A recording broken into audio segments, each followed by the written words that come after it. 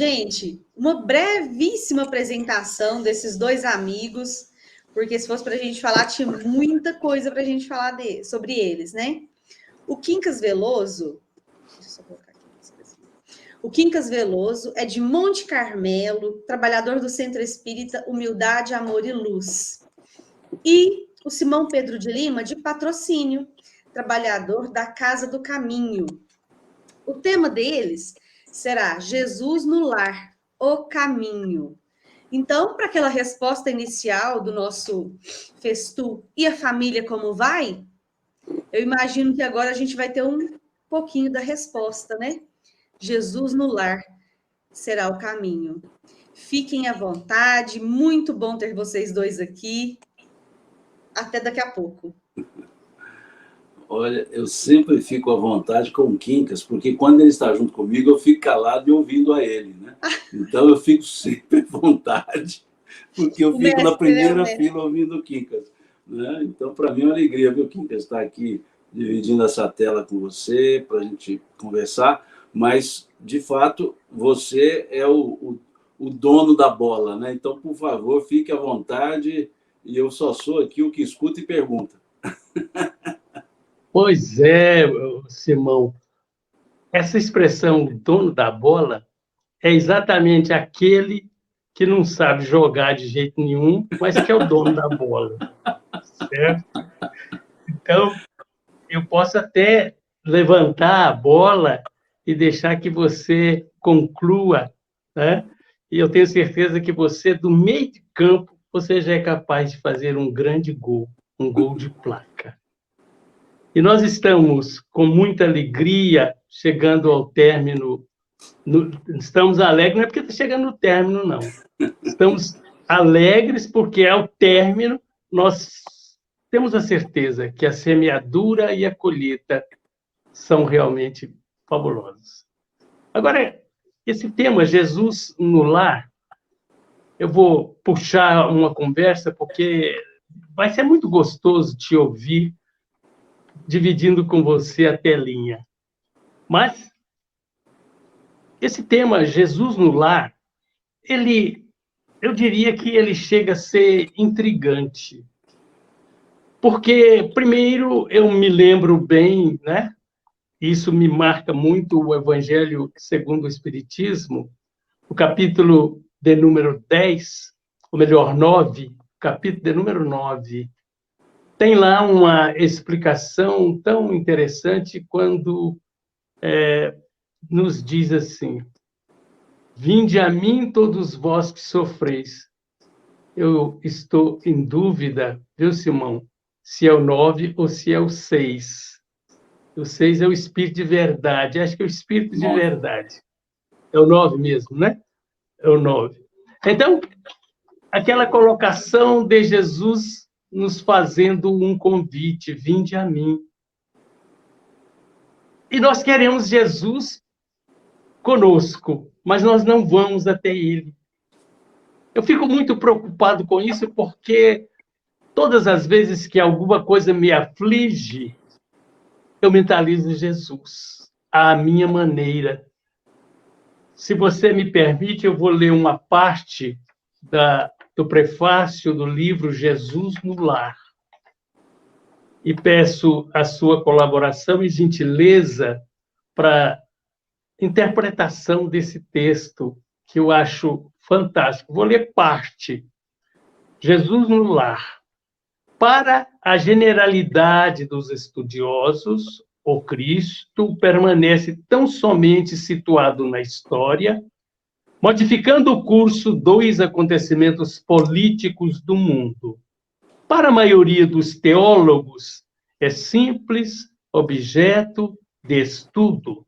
Nas letras sagradas, imprimindo novo rumo às interpretações da fé, para os filósofos, é o centro de polêmicas infindáveis e, para a multidão dos crentes inerte, é o benfeitor providencial nas crises inquietantes da vida comum.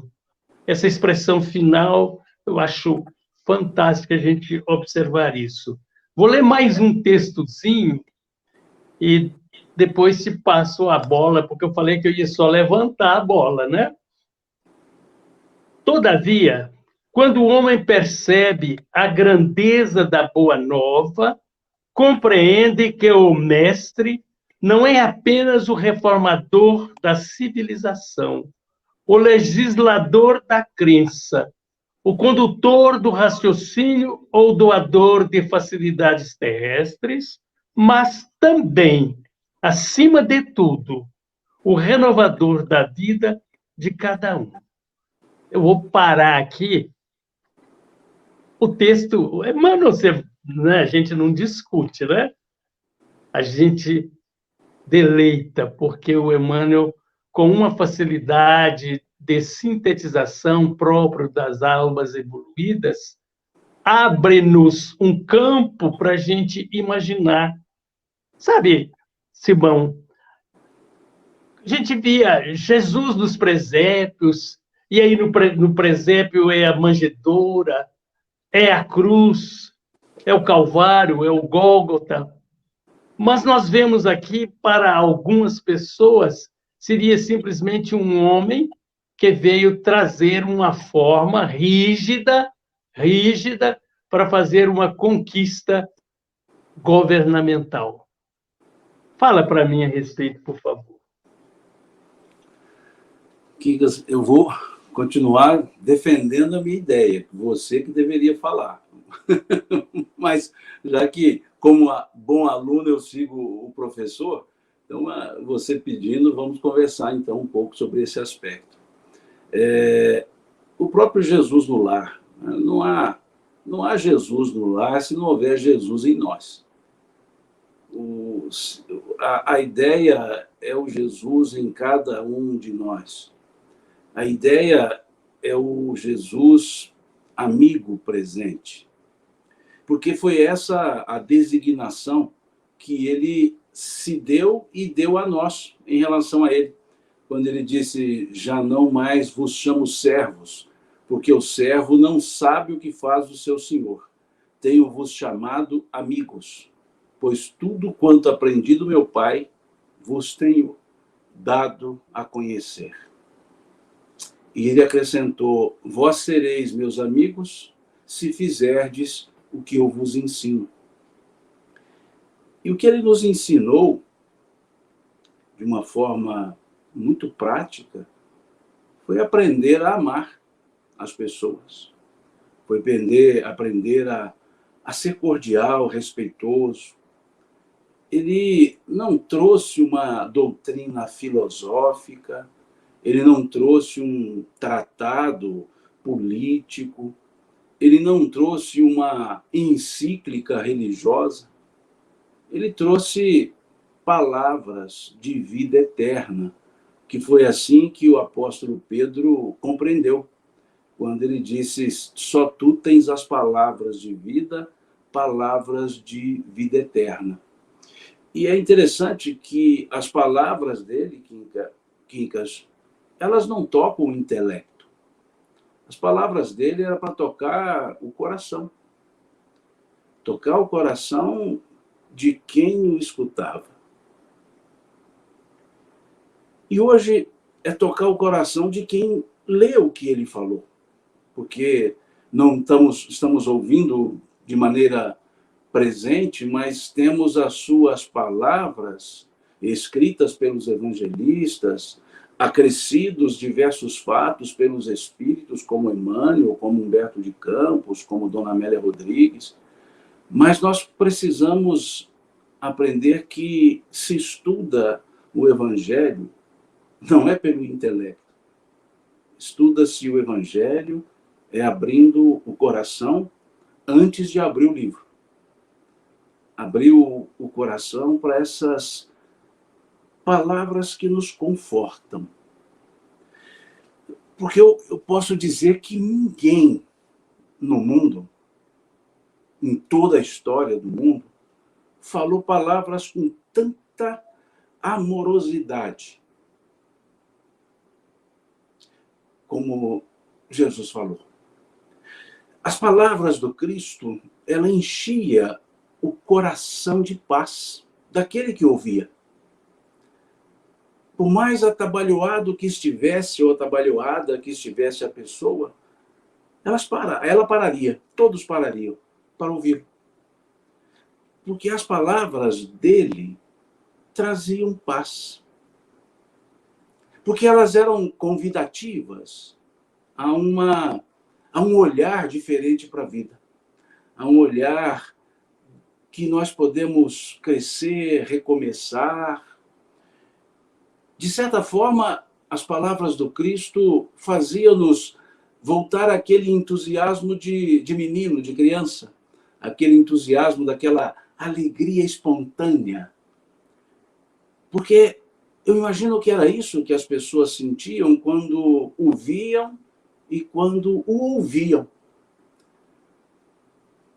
Vinha, creio eu, um entusiasmo de criança. Aquele entusiasmo natural, aquela espontaneidade de criança. Então, e por outro lado, as suas palavras amorosas, ela mexia também nas posições políticas daqueles que se sentiam ou que achavam que precisavam ser privilegiados. Quando ele dizia, eu não vim para ser servido, mas para servir. Quando ele dizia aos discípulos, no mundo vós tendes os governadores que vos dirigem, mas não será assim dentre vós, aquele que quiser ser o maior, seja o que mais sirva. Então ele veio mostrar esse espírito de serviço. E quando nós trazemos isso, então, para o lar, e aí não é para casa, já usamos a expressão lar, porque casa é a estrutura física. E casa é um conjunto de pessoas, mas o lar é uma afinidade de almas. Quando nós usamos a expressão lar, por isso muito bem pensado o título do livro lá do Nélio Lúcio, Jesus no Lar, porque não é Jesus na casa, não é ter os seus evangelhos na prateleira, é Jesus no lar. Quando falamos lar, nós falamos num cadinho de sentimentos, de afinidades, de convivência, de dificuldades, de algumas divergências. E é justamente quando há as divergências que mais precisamos de Jesus no lar. Porque Jesus simboliza a convergência. A convergência. Nele, nós encontramos tudo o que nós precisamos para viver melhor. Para viver efetivamente feliz. Então, quando nós observamos Jesus no lar, nós também podemos imaginar o lar de Jesus. Ele com seus pais, pai e mãe, depois ele com sua mãe, sua família, irmãos. Como que seria esse Jesus no seu lar? Aquele filho atencioso para com a mãe,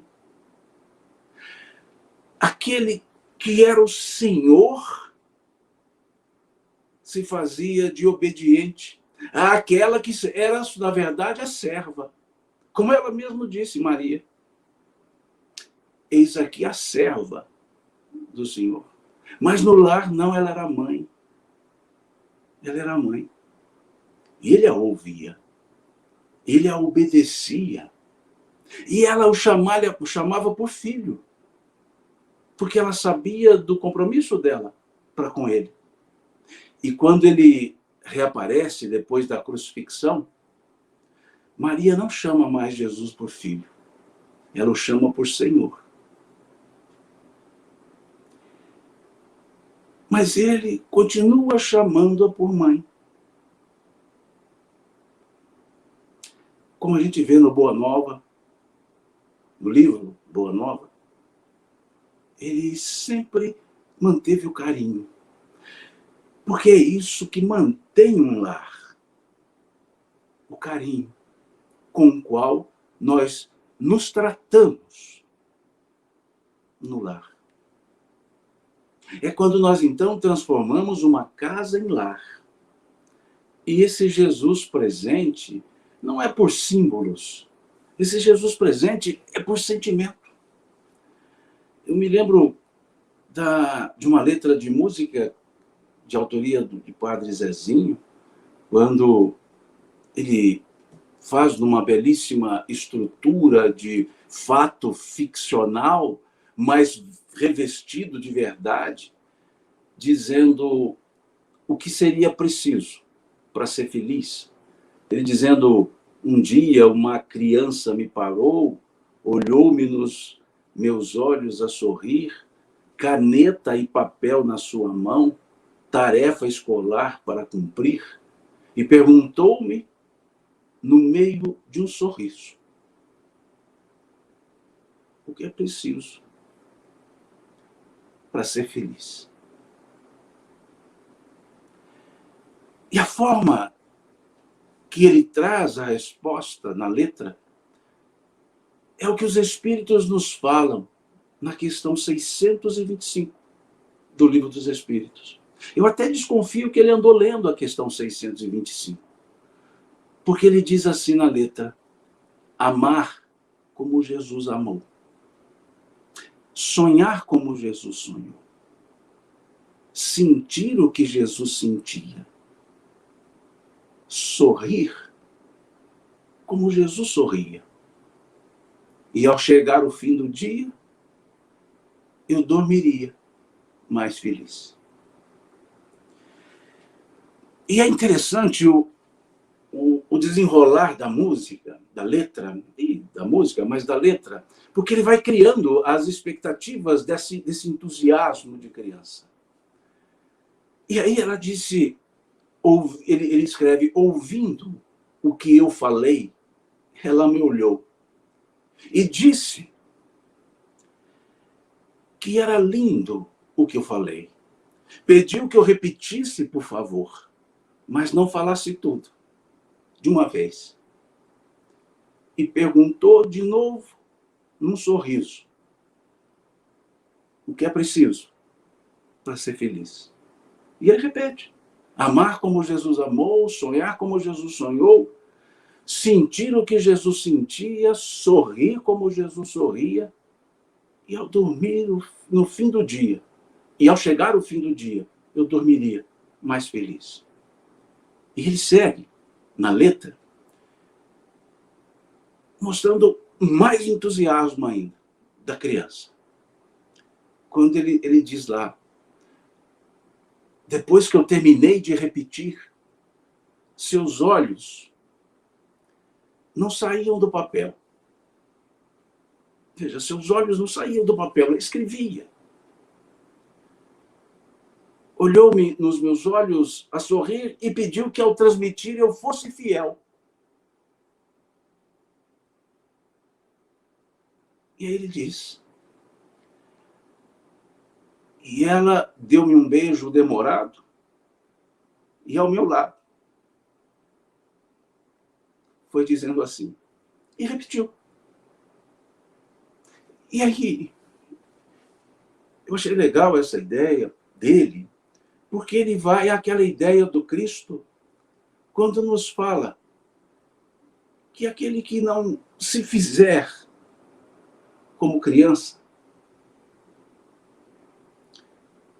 não entrará no reino dos céus. E se fizer como criança, é esse entusiasmo genuíno,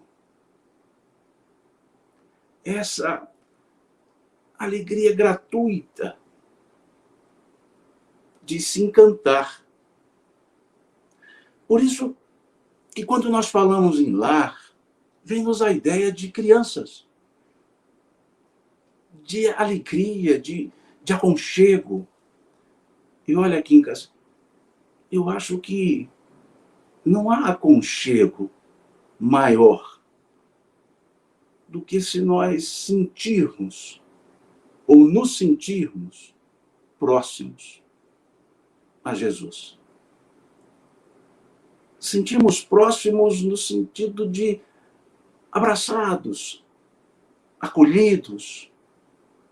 como numa outra letra de música mais cantada no movimento espírita, que justamente tem por título Amigo Presente, que diz justamente isso. Vem lá do infinito nos amar em meio ao silêncio. E aí diz lá num trecho que Jesus te cubra de amor e luz, possa eu acompanhar seus passos, pois em seus braços me sinto feliz. Não há verdadeira felicidade se não tivermos Jesus no lar. Não haverá. Pode haver algumas calmarias, mas aquela alegria interior, aquele entusiasmo, é quando nós trazemos. Conversar sobre Jesus não é uma aula de catequese. Conversar sobre Jesus não é uma aula de filosofia. Conversar sobre Jesus é perceber o conteúdo daqueles ensinos tão simples. Tão simples. Porque Jesus ele tinha um jeito simples de falar. É um jeito simples de conversar. Então, se nós buscarmos naquelas palavras a simplicidade no aspecto de facilidade, de concretude, porque Jesus não nos trouxe nada, não nos sugeriu nada que não pudesse ser feito. Tudo que ele nos ensinou é possível ser feito. Mas para ser feito, como ele também nos falou, é preciso renunciar a si mesmo. Como ele disse, aquele que quiser vir após mim, renuncie-se a si mesmo. Renunciar a si mesmo é nós deixarmos de lado esses achos e personalismos que nós temos e perceber que nós podemos enxergar Jesus no nosso irmão do lar, no nosso pai, na nossa mãe, nos nossos filhos. Enxergá-lo. Então, eu achei muito interessante essa pergunta, e a família como vai? A família irá no rumo que o coração de cada um indicar. Se nós entendermos o que é efetivamente uma família, que é um encontro de almas, que vai além da consanguinidade e da genealogia, aí eu vou dizer que a família sempre irá bem. Porque ela vai se universalizar, e nós perceberemos que na nossa família ainda tem aqueles que estão no mundo espiritual, que se afinizam a nós, e que quando nos reunimos, eles também se reúnem conosco. É o que Dona Joana de Ângeles fala do culto do Evangelho no lar. Que ela diz assim, reserva algumas horas para a alegria do encontro com os imortais. Ela quer dizer com aquela parte da família que está ligada a nós pela amorosidade e afinidade e que está do lado de lá. Mas formando uma família só. Mas se nós acharmos que família é só um conglomerado de pessoas que se identificam por uma genealogia, ela nunca vai bem, porque ela vai ser exclusivista. E nós temos uma grande família, que somos os espíritos do Cristo. Os espíritos que ele governa aqui na Terra. Na esfera espiritual, na esfera material. E o que eu mais gosto é ele dizer que é nosso amigo. Isso para mim é um chamativo tão profundo, tão grande, que não tem como a gente dizer não. E essa sensação de amizade, esse exalar de sentimento de amizade e amorosidade, que fez com que aquelas pessoas que ele chamava o seguissem rapidamente, sem pestanejar. Então, é preciso que abramos o coração, porque o chamado do Cristo não escutamos pelos ouvidos, não vemos pelos olhos. Nós o sentimos pelo coração. Quanto mais amargurado, quanto mais empedernido um coração, menos nós escutaremos o chamado do Cristo. E um deles, Quincas, é esse que você disse no início. Vinde a mim, todos vós que estáis cansados, fatigados, e eu vos aliviarei. Tomai sobre vós o meu jugo e aprendei de mim, que sou manso e humilde de coração, e encontrareis refúgio para as vossas almas. Pois leve é o meu fardo e suave é o meu jugo. Ou seja, nunca perderemos, só ganharemos em chamar Jesus por lá, em nos aproximar dele e segui-lo. É isso que eu penso dessa leitura que você fez. Que não precisamos de nenhum tratado político, filosófico, sociológico, existencial.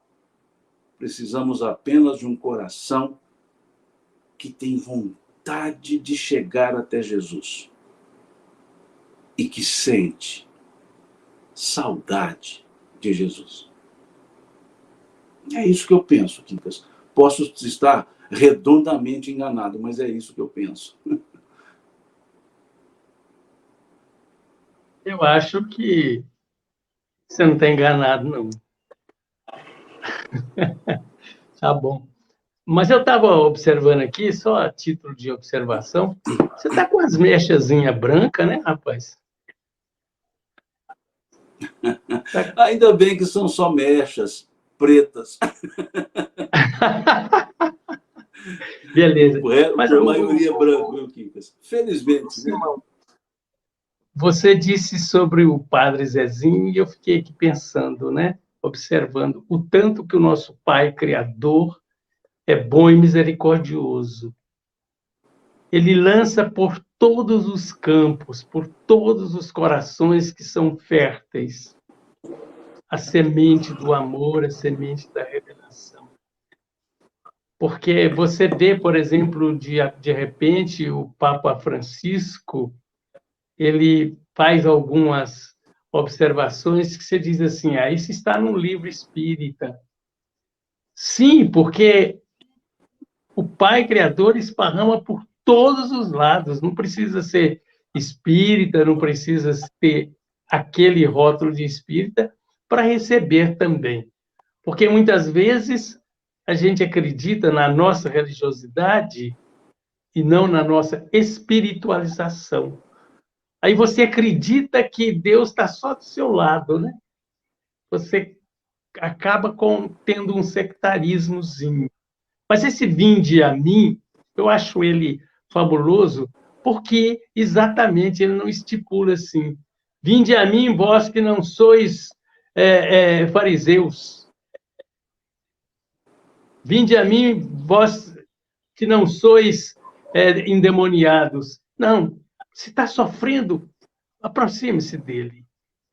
Mas é interessante que, em vários ângulos dessa simplicidade que você anotou, Jesus nos traz algumas informações assim que dá-nos a entender. Por exemplo, se alguém houver errado contra vós, ide estar em particular com ele, se ele te ouvir, terás ganho um amigo, um irmão. Significa que nós estamos aproximando de Jesus, entendo eu assim. E veja, e aí Pedro, né, segundo a anotação do Evangelho, e aí Pedro diz, e se ele continuar errando contra mim, todo dia está fazendo a mesma coisa? Pedro, vai perdoando, tantas quantas vezes ele fizer. Você está aproximando de Jesus. Mas tem um momento que ele é incisivo, né? Quando ele mostra naquela parábola do Senhor que estava separando os bodes das ovelhas. Quem me deu alimento? Quem me vestiu? quem me visitou, quem não me deixou órfão. E de acordo com as nossas emoções, você pode ainda criar outros quadros dentro da sua imaginação e entender, por exemplo, um momento que alguém sequioso de carinho, sequioso de atenção, sentindo-se desprotegido, envolveu-se no vício e, de repente, uma alma caridosa e meiga vem e ampara esse cidadão, dando guarida no coração, na alma, dizendo a esta pessoa: você existe, você é filho de Deus, vem junto comigo para o lado de Jesus. E com certeza você vai sentir a presença benéfica, como se fosse um beneplácito sobre você, recebendo uma ajuda e um carinho, uma tranquilidade que os Espíritos lhe trazem. Porque todas as vezes que a gente faz o bem reside no nosso coração. E o bem não é tumultuoso, não é agressivo, não é exigente. O bem é Jesus entre nós.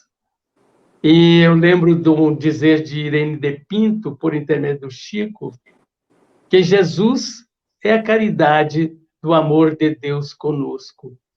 Veja, então, nós vamos sentir que buscar levar Jesus para dentro das nossas casas começa naquele entusiasmo de servirmos bem ao nosso próximo. Mas quem é o nosso próximo? Olha, quem fica pertinho de você quase sempre? É a coitada da Leia. É quem precisa de receber de você todo o carinho, todo o amor. É teu filho, é a tua filha. São teus companheiros de trabalho, teu pai, tua mãe. Nessa convivência de amor, de respeito. Agora, veja bem, não adianta nós tratarmos muito bem a nossa mamãe, o nosso papai, os nossos irmãos, e não respeitar a deficiência do outro lá na rua, no serviço, na casa religiosa, porque muitas vezes até na casa religiosa nós nos afastamos de Jesus. Começamos com aquele julgamento embaraçoso que condena a atitude daquele que é o responsável, que é o dirigente, daquele outro que vai simplesmente fazer uma leitura e você, às vezes, acha que ele deveria falar mais alto e, por isso, protesta. Eu estou dizendo de coisas normais, comuns aqui na vida, mas que a gente tem que prestar muita atenção no que estamos fazendo dos ensinamentos de Jesus no nosso dia a dia. Não é verdade que ele disse que nós precisamos fazer ao outro o que nós queremos para nós? Não é verdade isso? E já imaginou você chegar em casa de mau humor, porque lá na rua o trânsito estava, vamos usar um termo muito comum, estava infernal, né? O trânsito estava difícil, alguém lhe deu uma fechada, quase bateu, e você chega nervoso e não presta atenção na doçura de quem lhe espera. O filho, a filha, o papai, a mamãe, a esposa e também a sogra, viu, Simão? Tratar essas criaturas com muito amor, com muito respeito. É interessante. Nós não precisamos, de maneira alguma, ter uma adoração com pieguice. A adoração é nós pensarmos nele nas horas de nós tomarmos as nossas atitudes. Se fosse Jesus, o que faria nessa circunstância em que eu me encontro? O que faria ele? Nós deveríamos fazer essa interrogação muitas e muitas vezes para não tomarmos atitudes precipitadas. E aí nós vamos observar, né? É tão fácil você pensar isso, né? É fácil, mas fazer é que nasce aí a circunstância. Porque, veja, é bom demais você pensar em Jesus. Eu me lembro de um dia que o Chico me disse assim: quando você for falar, fale sobre Jesus. E me lembro de um dia que o doutor Elias Barbosa, conversando comigo, nós estávamos conversando sobre as exposições espíritas, ele disse assim para mim: ó, mestrão, ele tinha o termo de mestrão, quando você notar que o povo está dispersando, você está falando e eles estão olhando para o lado, ou coisa, entra com a parábola de Jesus, que todo mundo vai prestar atenção em você. Você, Simão, não precisa disso, está sempre chamando a atenção do povo. Mas eu volta e meia tenho que estar lembrando de Jesus. Não é assim, Simão? Todos nós, Quincas, todos nós. Você cita essa fala do Dr. Elias Barbosa, essa fala do Chico. Eu me lembro de uma fala semelhante que o Honório Abreu teve comigo na última vez que eu estive com ele, antes dele se adoecer e depois desencarnar. E nós estivemos juntos em uma palestra, salvo engano, na cidade de Contagem ou em Belo Horizonte, agora não me recordo. E aí eu fui me despedir dele, que eu ia pegar a estrada, ele ia continuar falando lá no evento, eu havia falado primeiro. Então ele, ao se despedir, ele disse isso. Ele disse: olha, nas suas falas, nunca se distancie de Jesus e traga sempre o Evangelho. Em todo assunto, ele falou, cabe o Evangelho. Em todo assunto, ele disse, cabe o Evangelho. E ele estava correto, porque é isso.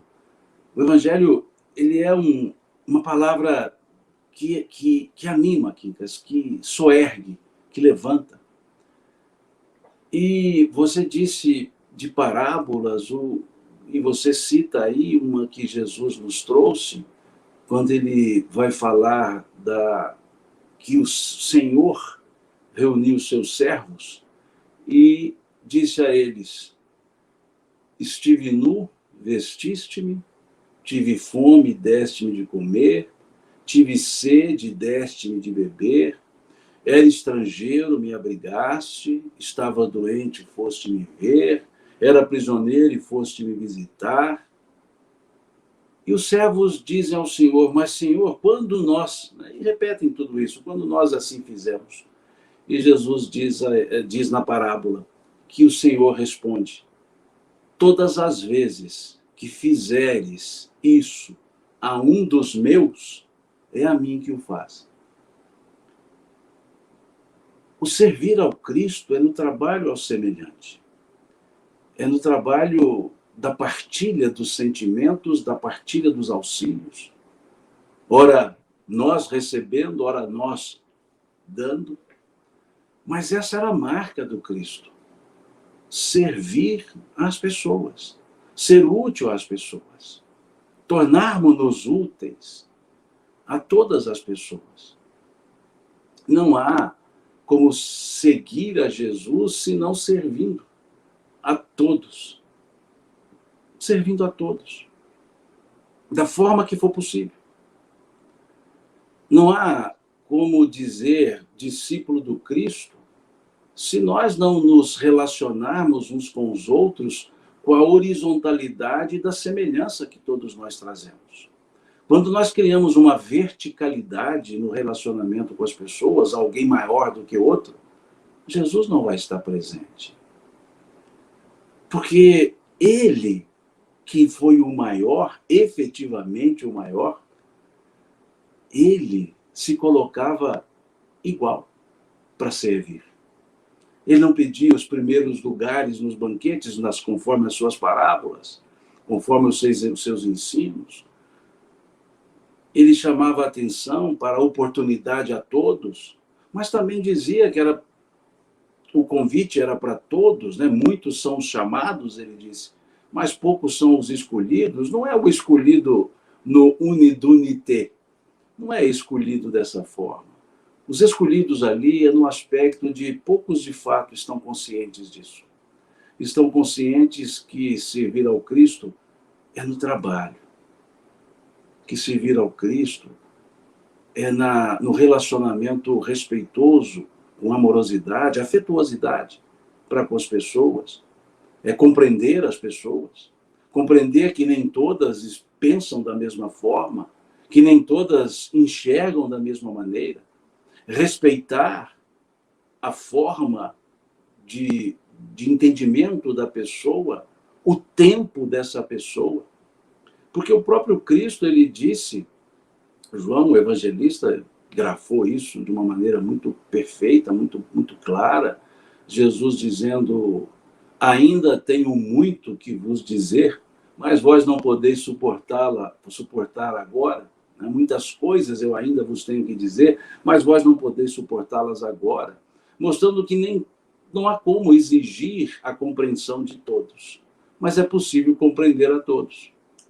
É possível, e ele nos dá um traçado de um outro mandamento, que ele, Jesus, chamou de novo mandamento. Ele disse, um novo mandamento eu vos dou. É interessante ele dizer isso. Um novo mandamento eu vos dou, que vos ameis uns aos outros, como eu vos tenho amado. O que ele acrescentou, a parte nova do mandamento, não é amar uns aos outros, porque isso já existia. Porque essa parte já era velha. Amarás o Senhor teu Deus com todo o teu coração, com todo o teu espírito, com todo o teu entendimento, com toda a tua alma, e amarás o teu próximo como a ti mesmo. Só que Jesus deu uma acrescida. Na linguagem moderna, ele fez um up. Ele subiu um pouco mais o conteúdo do mandamento e disse que vos ameis uns aos outros como eu vos tenho amado. Mostrando-nos que não é só amar como amamos a nós mesmos. É amar como ele nos amou. E agora imaginemos esse amor dele. Um espírito da envergadura do Cristo. Um espírito que está irradiando das mais altas esferas, simbolicamente, celestiais. Um espírito que nós desconhecemos o seu nível evolutivo, tamanho é esse nível. Um espírito que cuidou desde que o planeta começou a ser formado. Como ele disse, antes que o mundo fosse, eu sou. Não fostes vós que me escolhestes, eu vos escolhi a vós, pois antes que o mundo fosse, eu sou, dizia ele. E esse espírito dessa envergadura, encarnar-se. Encarnar-se. Não é simples encarnar. E ele é daqueles que não precisam encarnar. O nível evolutivo não precisa mais. E ele o fez. E ele veio. Ele deixou essas auras celestiais para as energias materiais de um corpo, de uma vida social, de um trabalho material, porque ele foi um carpinteiro, um moveleiro, vamos dizer assim.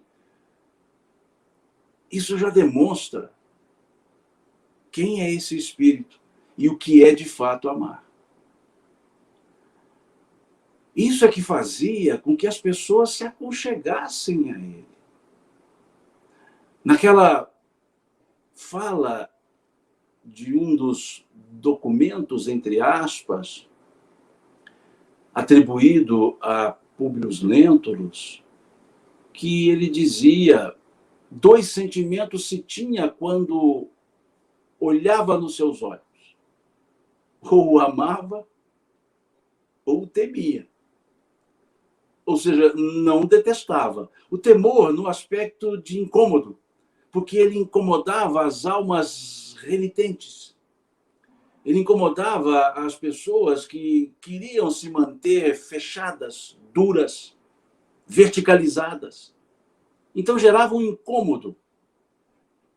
Ou as pessoas o amavam quando estavam desarmadas, quando estavam buscando.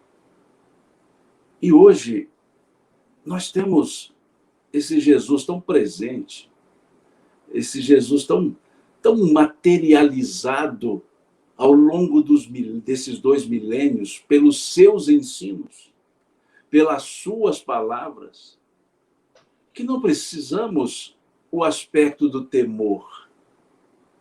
É só abrir esse coração, é só desarmarmos-nos dos interesses pessoais, que nós vamos aprender a amá-lo.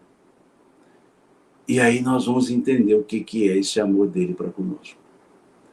Esse amor dele que se sujeitou a um martírio físico, se sujeitou a um julgamento por aquele que não tinha envergadura nenhuma para julgá-lo.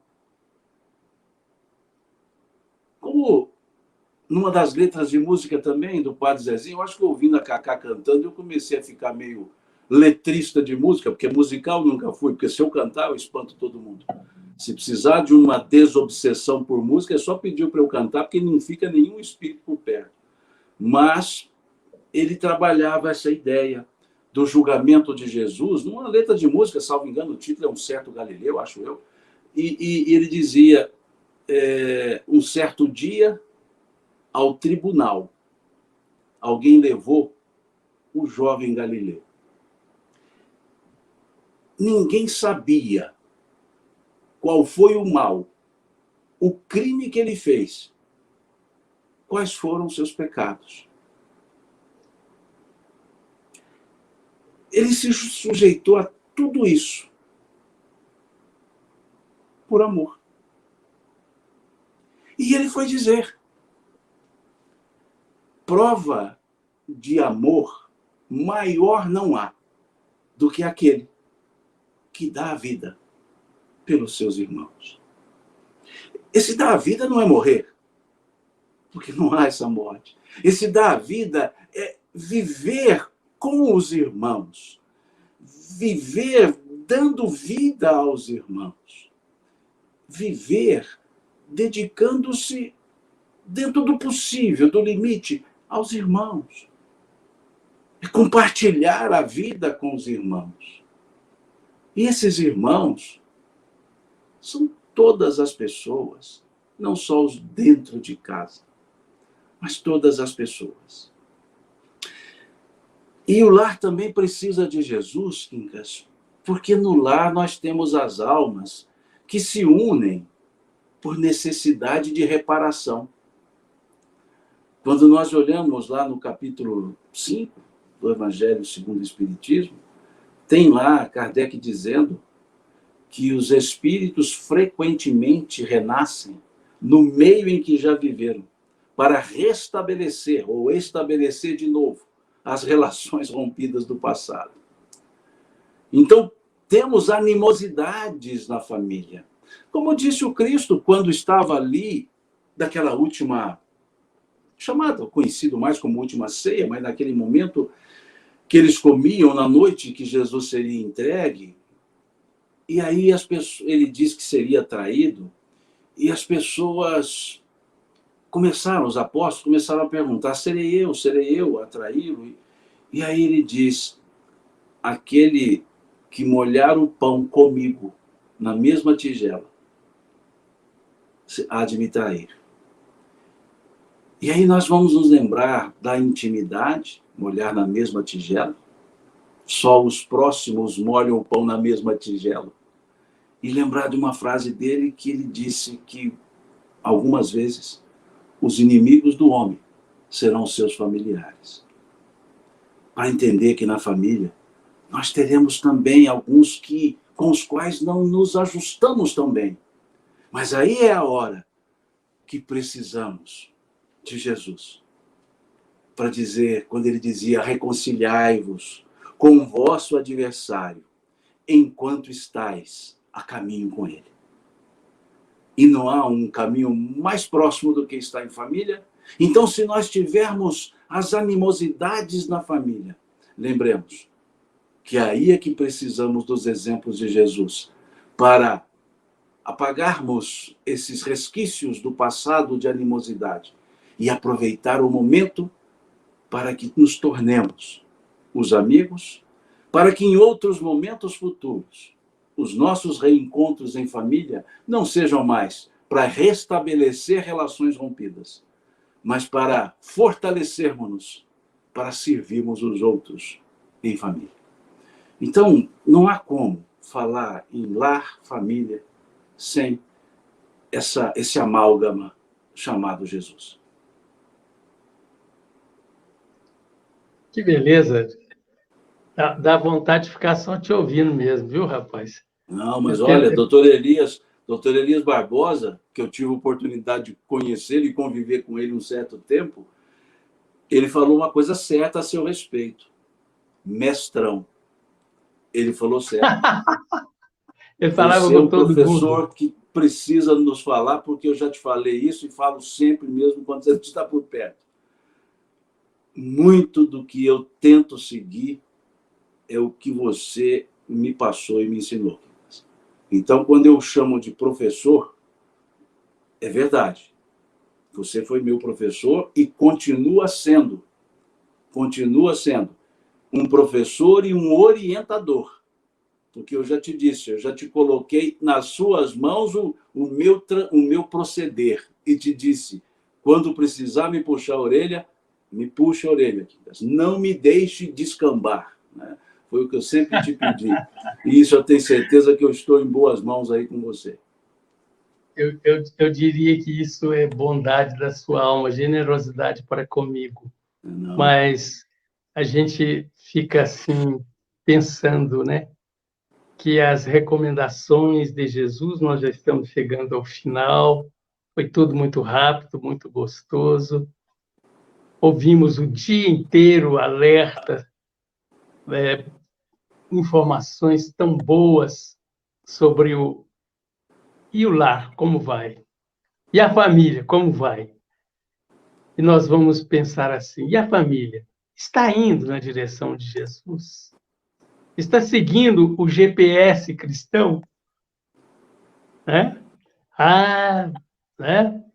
Se me exigirem caminhar 1000 passos, 2000 passos, que eu caminhe outro tanto, porque esses primeiros aí são minhas obrigações.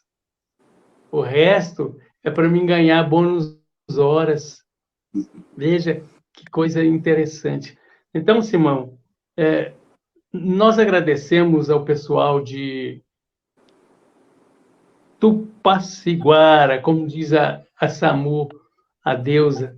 Alô, alô, Tupaciguara! Estamos chegando ao final do 5º Festu, com muita alegria, com muita paz no coração. Hoje teve lágrimas, teve sorrisos, teve um encanto, tanta coisa boa que eu pude ouvir, e para culminar, ouvir você, ouvir esse seu coração e essa sua sabedoria que me encanta.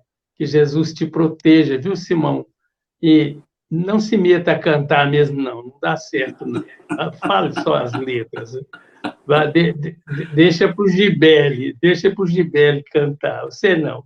Mas é uma alegria estar junto com você sabe disso, né? E o Wellington me ligou hoje falando que vai passar na sua casa para levar uma manteiguinha para você. Eu não entendi nada. Rapaz, você não imagina quão boa essa manteiga, viu, Quincas? Que ele me presenteou e ele teve agora ele vai ter esse trabalho, que ele me presenteou uma vez, eu estou falando que agora ele vai ter que trazer sempre. Rapaz, essa manteiga de Tupaciguara é única, viu? Mas vai ser deliciosa desse tanto. Pois é, aqui para a dona Lenise ele não traz nada, só vem buscar. Você precisa ver, ainda fala que o pão de queijo está duro. Mas você tem o que dar, eu ainda estou na fase do receber, você já está na fase do dar, né? Você já é mais evoluído. Simão, Deus te pague, Deus que pague a Otávia, né? O Borginho com seu trabalho, a Aline, que sejam felizes. Eu acredito que o Festu alcançou os seus objetivos. Quanta coisa bonita, Dulcimar, o Orson, o Rúblio, o menino, o Gustavo, o nosso querido Prudêncio, o William. Olha, tanta gente. E os cantores, né? A Cacá, olha esse final aí. Você notou uma coisa, o Simão? Eles colocaram-nos logo depois de duas artes. Você entendeu, né? Muita paz e muita alegria. Eu vou levar manteiguinha para você. Fiquei com dó agora. Vou levar, quando a gente for em Monte Carmelo, eu vou deixar uma aí, viu? Pode falar para a dona Leonça que eu vou levar. Gente, muito obrigada pela participação de vocês. O tema foi muito claro na abordagem que vocês tiveram. E uma frase que ficou, pelo menos para mim, foi a que eu gravei mais: não há Jesus no lar se não houver Jesus em nós. Essa frase é muito forte, implica na nossa responsabilidade também, né? Dentro dos nossos lares, com os nossos familiares, com as pessoas que nos cercam. E para a família ir bem, todo mundo tem que fazer a sua parte, né? Cada um vai dando a sua contribuição benéfica para que tudo transcorra bem. E foi muito bom estar com vocês aqui. Já está aqui com a gente também para se despedir o Borginho. A Aline está aqui do meu ladinho também para despedir desse dia que foi uma festa de luzes e bênçãos. Que dia, meus amigos, que dia abençoado. Chega mais para cá. Deixa eu arrumar aqui o cabelo. Alegria ver o Borginho aqui, viu, Borginho? Muito bom. Deixa eu arrumar o cabelo aqui. Socorro. Tá mutado, Borginho? Vamos aqui aprendendo e dando ajudinha também para que aprendamos tudo, né? A lição é completa. Olha, e nós vamos abusar dos nossos amigos, né? E solicitar ao Quincas Veloso a prece final para a gente. Quincas, você faz? Antes disso, Otávio, eu posso falar? O Chico Xavier um dia disse assim, e eu pude escutar: nunca negues a oportunidade de agradecer a Deus. Então vamos, com o auxílio de vocês, a ternura e o carinho de cada um, agradecer ao Pai Criador por mais uma etapa nas nossas vidas. Pedindo, Jesus, que nós possamos nos fortalecer ao ponto de não nos acanharmos de servirmos ao necessitado. Se ele estiver com fome, que possamos lhe dar o pão, seja o pão da alma, seja o pão do corpo. Jesus, se ele estiver preso nas amarras da ignorância, que nós possamos, Senhor, buscar na simplicidade o cântico capaz de despertá-lo para as renovações do dia a dia. Jesus, se ele se encontrar desnudo, sem a capa da esperança, do amor, da confiança no Pai Criador, que nós possamos, sem ultrajar os seus princípios, incentivá-lo para entender o valor do nascer do dia, o valor da natureza, o valor do encanto das estrelas, o valor da vida. Jesus, dá-nos coragem, Senhor, para que possamos ser humildes e sermos sempre aqueles que não almejem estar em primeiro lugar, mas que possamos simplesmente, Jesus, estarmos dispostos a nos corrigir e a praticar o bem. Que a tua paz envolva a cidade de Tupaciguara, abençoe a todos aqueles que estiveram conectados neste evento tão bonito. Agradeço também, Jesus, por ter tido a oportunidade de estar mais uma vez ao lado do meu amigo Simão. Proteja-o para que ele caminhe sempre firme e resoluto nas estradas da simplicidade. Que assim seja, Jesus. Muito obrigado. Que prece linda, Quincas, e cheia de inspiração.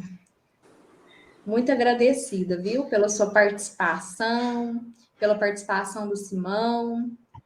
Muito obrigada mesmo, viu, de coração. Muito obrigado. Eu quero agradecer aqui também, eu quero agradecer a todos os canais que compartilharam conosco essa transmissão, a Web Rádio Fraternidade, a Rede Amigo Espírita, o Alimento da Alma, o Centro Espírita Paulo de Tarso, o Coromandel Espírita, o Rádio Portal da Luz, o Tupaciguara Espírita, a TV Espiritize, a Rádio Amigo Espiritual, o Seridó Espírita, a TV Secal, Sintonia Maior Play, a TV de Luz, a TV IDEAC, a Rádio Deus Conosco e a página no Facebook Tupaciguara Espírita. Então, um mutirão danado para levar essa mensagem, né, para esse Brasilzão afora. E o mais importante disso tudo, né, foi o mutirão. Nós mantemos durante todo o dia mais de 100 pessoas no ar. Então, acho que foi uma vitória, né, para a programação do canal, programação do evento, né? Bem escolhido. O final aí com o Simão e o Quinca não foi bom, não, mas tudo bem. Parece que eles deixaram os mais velhos, né, Quinca? Olha só, gente. Gente, eu queria só, agradecendo ao Simão e agradecendo ao Quinca, agradecer a todos que passaram por aqui hoje, né? Fantástico. Eu já falei para o Wellington que foi uma escolha fantástica dos nomes, e os temas também casaram perfeitamente. Também um ambiente maravilhoso. Foi mais um grande festu, o 5º festu. E nós continuamos juntos nesses festu por aí, né, Simão e Quinca? Estão sempre aí nos festu, nós continuamos juntos com eles aí. Até o ano que vem, se Deus quiser. Se Deus quiser. Nós vamos fazer uma breve retrospectiva rápida de todas as pessoas que passaram por aqui hoje, né, dos palestrantes. Deusa e Dulcimar nos ajudou a entender e a família como vai. Irmã Ayla e Wagner Moura nos mostrou que o Evangelho não tem fronteiras e com ele entenderemos a família. Nessa grande escola das almas que é o lar, como nos disse Daniel e Michele Eustáquio. Compreendemos que na família precisamos deixar de ser egoístas, que esse é um malefício, como disseram Orson Peter e Público Carício. Os vícios, violências e abusos na família nos distanciam de compreender a verdadeira proposta de Jesus, assim como Manuel Prudêncio e William Jacob nos trouxe. O Espiritismo nos traz muitas contribuições para curar a família. Nosso irmão Rafael nos exemplificou nos deu muitos exemplos. Vitor Hugo e Gustavo nos emocionou com as exemplificações da família como base de regeneração. Eduardo e Mayra, quanta emoção! E nos lembraram que saudade é amor que fica. Cacá Rezende cantou e encantou a todos. Nos fez lembrar do bom encontro que há com os amados filhos por aqui. Quincas e Simão. O que dizer dessa dupla imbatível? Nos disse que Jesus, dentro de cada um, é o caminho. Pois assim estaremos no caminho certo. E a família? Como vai? Que essa pergunta ecoe no coração de cada um. Mais uma vez, muito obrigada pela participação de todos, muito obrigada por todos estarem conectados conosco, porque quando o Borginho falou assim, nossa, nós ficamos aí com o número de 100 o dia todo, são 100 pessoas conectadas, 100 corações que ouviram a mensagem do Cristo através de tantas pessoas. Isso porque, assim como eu e a Otávia estamos aqui no único no único aparelho, muitas pessoas também estavam assim. Então, já imaginaram a dimensão que foi hoje, a dimensão que ainda terá? Muitos encontros ainda virão a partir deste. Fiquem com Deus. E até o próximo Festu. Com Deus, gente. Até mais.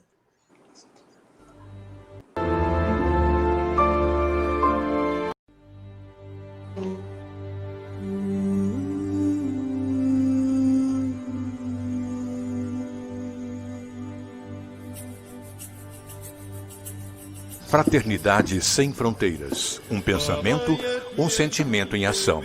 Somos a união de voluntários que desejam construir um mundo melhor, reconhecendo toda a humanidade como uma só família.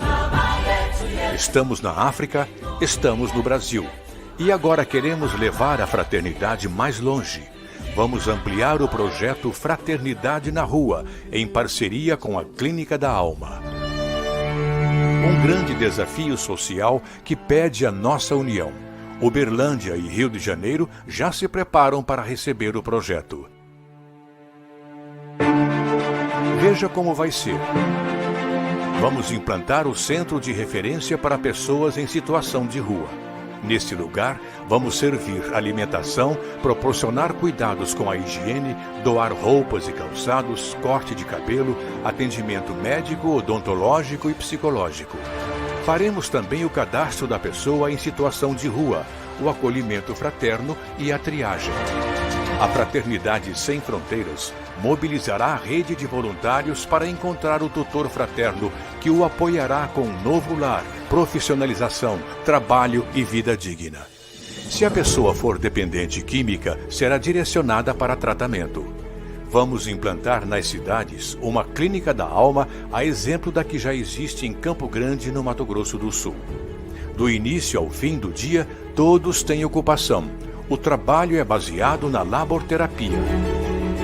Aprendem um ofício e voltam a realizar tarefas simples.